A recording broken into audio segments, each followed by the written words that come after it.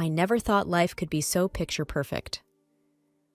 My name is Claire, and just 6 months ago, I married the love of my life, Alex. We're both 28, ambitious, and we've been together since college. We recently bought a cozy house in the suburbs, a place we could truly call our own. Alex works in finance, and I'm in marketing. We're the couple that has it all, or so it seemed. One evening, I was setting the table for dinner, waiting for Alex to come home. He'd been working late a lot lately. Just then, my younger sister Lily dropped by. She lives nearby with her husband, Mike. Lily's always been more than a sister to me. She's my confidant, my best friend. "Hey, Claire, dinner for two again?" Lily asked as she breezed into the kitchen. I forced a smile. "Yeah, Alex has been swamped at work, lots of late nights." She grabbed an apple from the fruit bowl and sat at the kitchen island. "You worry too much, sis. Alex is just climbing that corporate ladder. You should be proud." I shrugged, pouring us both a glass of wine. "I guess you're right. It's just, he seems so distant lately." Lily sipped her wine, her brows furrowing a bit. "Distant how?"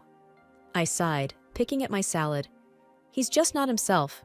Short answers, always tired, and when he's home, it's like he's not really here." Lily reached across the table, giving my hand a reassuring squeeze. "Work can be a beast. Give it some time. He's probably just stressed." "Yeah, maybe." I tried to shake off the feeling of unease. The front door opened, and Alex walked in, looking tired but managing a smile. "Hey, love. Hey, Lily." Lily waved. "Hey, workaholic. You're missing out on your wife's amazing cooking." Alex chuckled, hanging his coat. "I know, I'm the worst. Sorry, babe. Work's just crazy right now." I smiled weakly. "It's okay. Dinner's ready." We sat down to eat, but the conversation was forced. Alex seemed a million miles away, lost in his thoughts. After dinner, he excused himself to make some calls for work. I cleaned up, feeling a knot of worry in my stomach. Lily watched me for a moment. "Claire, don't let this get to you. He's just busy. It happens." I nodded, not entirely convinced. "You're probably right." As I watched Alex talking on the phone from the living room, his expression serious and distant, I couldn't help but wonder if Lily was just trying to keep me from worrying. Little did I know, this was just the beginning. The weeks slipped by, and Alex's late nights became the new normal. It was a cold Tuesday evening, and I was sitting on the couch, staring at my phone. It was almost 10 p.m., and Alex wasn't home yet. My concern was turning into frustration. Just then, my phone buzzed. It was Lily. "Hey, Claire, still up?" Her voice was light, but I could hear the concern. "Yeah, just waiting for Alex. He's late again." My voice sounded more annoyed than I intended. Lily was silent for a moment. "Still at work?" "That's what he says," I replied, my tone skeptical. "He's always got some excuse. Busy, meeting, you name it." "Have you talked to him about it? I mean, really talked?" I sighed, rubbing my temples. "I've tried, Lil. It's like talking to a wall. He just brushes it off and says I'm worrying over nothing." There was a pause, and then Lily said, "Maybe he's just under a lot of pressure. You know how his job is." I rolled my eyes, even though she couldn't see me. I know, but it's more than that. He's different, distant, and when he does talk, it's like he's annoyed with every question I ask. "Look, Claire, don't work yourself up. Stress isn't good for you. Just try to talk to him again. Be direct. Tell him how you feel." "Yeah, I'll try." I wasn't convinced it would change anything. When Alex finally came home that night, I was waiting for him in the living room. He looked exhausted, and my heart softened a bit, but I needed answers. "Alex, we need to talk," I said, trying to keep my voice steady. He looked surprised, but nodded, sitting down across from me. "What's up?" "It's about these late nights at work and your trips. It's like you're not here even when you are. It's affecting us, our marriage." Alex ran a hand through his hair. "Claire, I told you, work is just crazy right now. I'm trying to handle a lot." "But that's just it, Alex. It's always work. You've changed. We barely talk, and when we do, it feels like you're miles away." He sighed, frustration evident in his voice. I'm doing this for us, for our future. Can't you see that? I'm under a lot of pressure. I get that, but it feels like you're pushing me away. I miss us, Alex, how we used to be. He stood up abruptly, his expression hardening. I don't have time for this right now, Claire. I'm tired and I have an early morning. And with that, he walked away, leaving me sitting there, feeling more alone than ever. I went to bed that night with a heavy heart, wondering if my marriage was as perfect as I once thought. The constant stress and worry had taken a toll on me. My health, which I'd always taken for granted, betrayed me. A sharp, unyielding pain in my stomach landed me in the hospital. As I lay in the sterile hospital bed, the reality of my situation began to sink in. 2 weeks of white walls, beeping machines, and too many doctors. Lily was my frequent visitor, always trying to lift my spirits. Hey sis, how are you feeling today? Her voice was a mix of concern and forced cheerfulness. I managed a weak smile. Been better, Lil. This place is getting to me. She sat down beside my bed, holding my hand. Alex been by? The question stung. No, he's busy as always.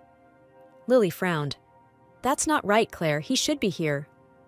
I looked away, feeling a lump in my throat. I guess his work is more important. There was silence for a moment, and then Lily said firmly, No, Claire, you're important. You're his wife. He should be here for you. Her words were meant to be comforting, but they just made me feel more alone. I turned to face her, my voice barely above a whisper.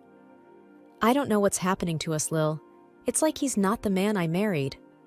Lily squeezed my hand. Give him time, Claire. Maybe he doesn't know how to handle this. Men can be clueless sometimes. But deep down, I knew it was more than cluelessness. Alex's absence spoke volumes, and the message was clear. I was in this alone. The day I was discharged from the hospital, Lily came to pick me up. Ready to get out of here? She asked, trying to sound upbeat. Yeah, can't wait to see home, I replied, though the thought of returning to an empty house wasn't exactly comforting. As we drove home, Lily kept the conversation light, but my mind was elsewhere. I couldn't shake the feeling of dread about going back to a place that no longer felt like home. When we arrived, Lily helped me settle in. You need anything? Just call me, okay? I'm just a few minutes away. I nodded, feeling a mix of gratitude and sadness. Thanks, Lil. I appreciate it. She gave me a hug, a little tighter than usual. Take care, sis. And remember, I'm here for you. As I watched her leave, the reality of my situation hit me. My marriage was on the brink, and the only person I could rely on was my sister. The feeling of isolation in my own home was overwhelming, and for the first time, I began to accept that my life was changing, and not for the better. Back at home, the silence was deafening. Alex was still at work, or so he said. The house felt neglected, dusty and unkempt, a stark contrast to the neat home we once shared. I decided to distract myself by cleaning, starting with our bedroom. As I was vacuuming under the bed, something small and shiny caught my eye. It was an earring, a gold one with a red stone. Not mine, definitely. My heart raced as a realization hit me. It looked exactly like the pair Lily wore often. Later that evening, Alex came home. I confronted him, holding the earring out. Alex, what is this? Where did this come from? He glanced at the earring and then at me, his face unreadable. I don't know, Claire. Maybe it's one of yours? It's not mine. I've never seen it before. My voice was firm, but inside I was shaking. He shrugged, avoiding my gaze. Maybe it's Lily's or one of your friends. I don't keep track of your jewelry, Claire. His dismissive tone infuriated me. You think I wouldn't recognize my own sister's earring? Or my friend's, for that matter? Alex's expression hardened. I don't know what you want me to say, Claire. It's just an earring. Maybe it got mixed up in our stuff when we moved in. I knew he was lying. The earring was too distinctive, too familiar. Don't treat me like I'm stupid, Alex. This is Lily's earring. How did it end up under our bed? He sighed, rubbing his forehead. Look, Claire, I'm tired. Can we not do this now? I've had a long day. But I couldn't let it go. No, we're going to talk about this now. This is serious. He looked at me, his eyes cold. "I'm not having this conversation, Claire. You're blowing this out of proportion." With that, he walked away, leaving me standing there, the earrings still in my hand. My mind was racing with thoughts. Was there something going on between Alex and Lily? No, it couldn't be. But the doubt had already planted itself in my mind. I couldn't sleep that night. The earring lay on my nightstand, a glaring symbol of betrayal. I recalled the looks exchanged between Alex and Lily, the times they were alone together. But I pushed those thoughts away. I couldn't accuse my sister and my husband without any proof. The next day, I called Lily. My voice was shaky as I asked, "Lily, did you lose one of your earrings? A gold one with a red stone?" There was a brief pause on the other end. "No, why? Did you find one?" "Yeah, under our bed." I tried to sound casual, but my voice betrayed me. "That's strange. It's not mine, though. Maybe it's one of your other friends." Her answer didn't convince me. I knew her too well. "Okay, just thought I'd ask." We said our goodbyes, but the conversation left me more unsettled. I felt trapped in a web of lies, unable to find a way out. The earring was a piece of a puzzle I wasn't sure I wanted to complete. The possibility that my husband and my sister could betray me was too painful to consider. For now, I decided to keep my suspicions to myself, hoping that time would reveal the truth. The days following the earring discovery were filled with unease. I couldn't shake the feeling that something was off. It wasn't just the earring anymore. It was the way Alex and Lily had been acting. I started to recall instances, little moments that I had brushed off before, looks they exchanged, whispers I couldn't quite catch. One evening, as I was sitting on the couch lost in thought, Alex announced another business trip. "I have to go to New York for a few days. Big project," he said, barely looking at me. I nodded, trying to appear indifferent. "When will you be back?" "In about a week. Don't wait up for me," he replied, his tone dismissive. After he left, I called Lily. I needed to talk, to see her reaction when I brought up Alex's trip. "Hey, Lily, Alex is off to New York for a week. Business as usual," I said, trying to sound casual. "Oh, really? That's a long trip," Lily responded, her voice faltering slightly. "Yeah, it is. Hey, I was thinking, we could spend this time together," I suggested, watching for her reaction. There was a pause. Then Lily replied, a bit too quickly, "I can't, Claire. I was planning to go see them next week. Already promised Mom." The coincidence struck me. Next week? When Alex is away? "It's okay, some other time," I said, my mind racing with suspicions. We ended the call, but my thoughts were in turmoil. The timing was too convenient, too coincidental. I remembered how often Lily's visits to our parents aligned with Alex's business trips. It couldn't be just a coincidence. That night, I lay in bed, unable to sleep. The pieces of the puzzle were slowly fitting together, forming a picture I didn't want to see. My husband and my sister, could they really be having an affair? The next day, I decided to take a more direct approach. I called Lily again.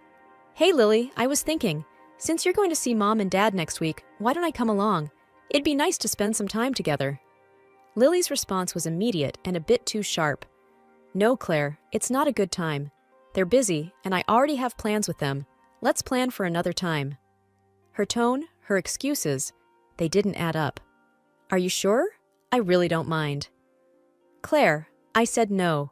"It's just not a good time," Lily snapped, her voice tinged with irritation.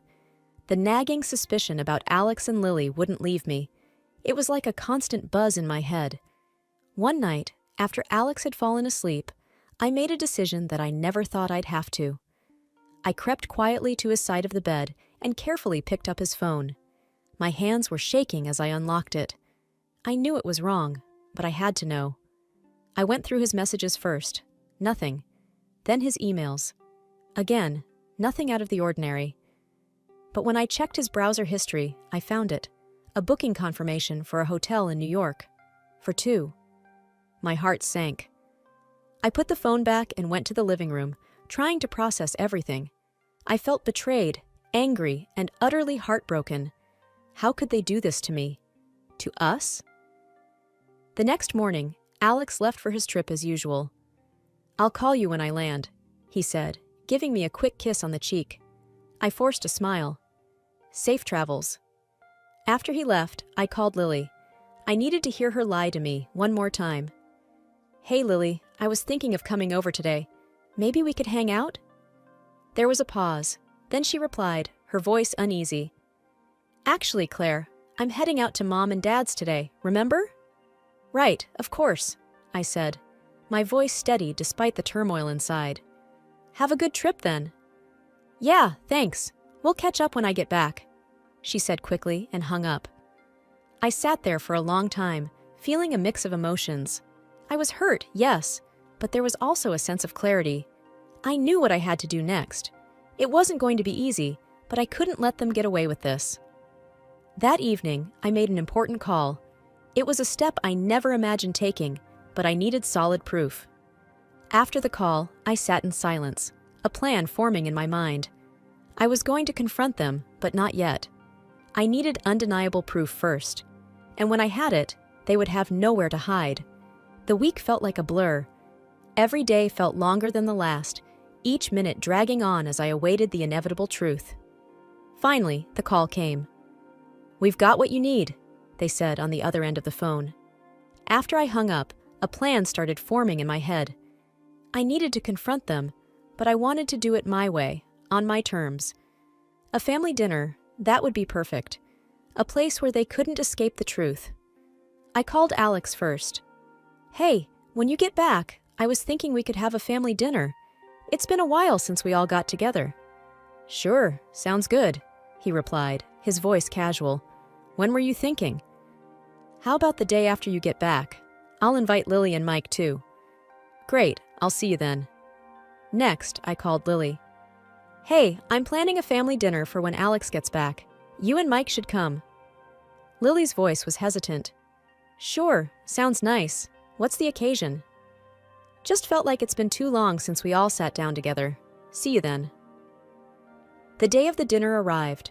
I cooked their favorite dishes, set the table perfectly, and waited. I felt a mix of nerves and determination. This was it, the moment of truth. Alex, Lily, and Mike arrived, all smiles and casual conversation. Dinner started off normally, everyone chatting and laughing, but I could barely eat, my stomach in knots. "So, what's the special occasion?" Alex asked, looking around. I took a deep breath. "I have an announcement to make." Everyone went quiet, looking at me with curiosity. "Before that, I have a question," I said, my voice steady. "Lily, how was your trip to Mom and Dad's?" "It was good, relaxing," she replied, a little too quickly. I nodded, then turned to Alex. "And your trip? Productive?" "Very," he said, nodding. I smiled, a cold, hard smile. "That's funny, because Mom and Dad said they haven't seen you in months, Lily. And Alex, the detective I hired, confirmed you weren't alone on your business trip." The room went silent. Alex and Lily's faces went pale, their eyes wide with shock. Mike turned to Lily, his voice filled with disbelief. "Lily, what's she talking about?" I pulled out the folder with the photos and threw them on the table. "That's what I'm talking about. My husband and my sister together." The photos scattered across the table, revealing the undeniable truth. Alex and Lily, holding hands, kissing. There was no denying it now. The rest of the evening was a blur of shouting, accusations, and tears. Mike stormed out with Lily trailing behind him, begging for forgiveness. Alex tried to explain, to apologize, but I was done listening. I watched them leave, my heart heavy, but my resolve strong. I had lost my husband and my sister, but I had gained something to my dignity and the strength to start over. Tomorrow, I would start the divorce proceedings. Tonight, though, I just sat in the silence of my home, the weight of the betrayal slowly lifting off my shoulders. The evening after the explosive dinner, I sat in my living room, the silence echoing around me. I had done it, exposed the painful truth. It was over, but the finality of it all left me feeling hollow. I was startled out of my thoughts by a knock at the door. It was Alex, his eyes red, a mix of anger and sorrow etched on his face. "Can I come in?" His voice was low, almost a whisper. I hesitated but nodded, stepping aside to let him enter. He stood there, looking around the room as if seeing it for the first time.